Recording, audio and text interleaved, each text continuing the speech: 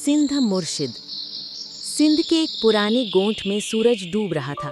हवा में मिट्टी और शाम की ठंडी खुशबू घुली हुई थी। मस्जिद से आज़ान की सदा बुलंद हुई तो सारा गोंठ एक लम्हे को ठहर सा गया।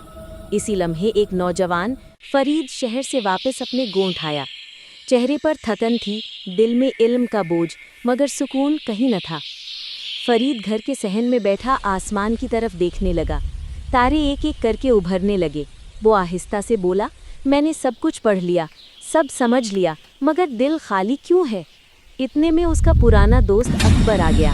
अकबर ने हंसते हुए कहा, फरीद, गोठ जी बहारा एक दरगाह आहे, उते मुर्शद साईं इंदो आहे, जेके दिसण साईं दिल बदलजी वेंदो आहे।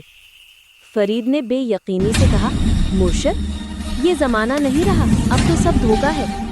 अकबर ने नरमी से मुस्कुराकर जवाब दिया, बस हिक भेरो हली डिस, या तो यकीन बदलजी वेंदो या तू पाणा।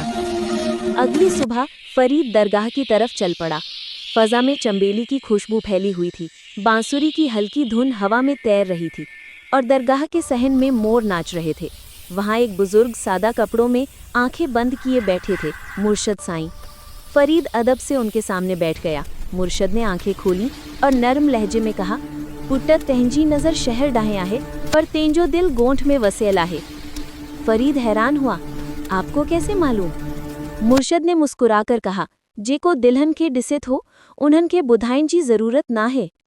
मुर्शद ने एक खाली मिट्टी का प्याला फरीद को दिया और कहा, अंदर पानी भरी, पर शर्त एहो आहे त तू दिल के खाली करी। फरीद कुएं से पानी भरता है मगर रास्ते में आधा गिर जाता है।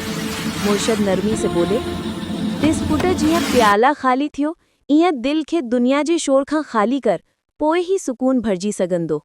दिन गुजरते गए। फरीद अब दरगाह में ही रहने लगा, लोगों की खिदमत करता, झाड़ू देता और शाम को दरिया किनारे बैठकर मुर्शद की बातें सुनता। उसके अंदर का शोर आहिस्ता आहिस्ता खामोशी में बदलने लगा। एक दिन मुर्शद ने कहा, पुट्ट जड़े तो पाण के गोली दे, तढ़े मुखे डिसंदे आए। महीने गुजर गए। एक शाम फरीद आईने के सामने खड़ा था। उसने अपनी आंखों में देखा। मुर्शद की मुस्कुराहट अब उसके चेहरे पर थी। वो आहिस्ता से बोला, मुर्शद न गया, वो तो मेरे दिल में उतर गए।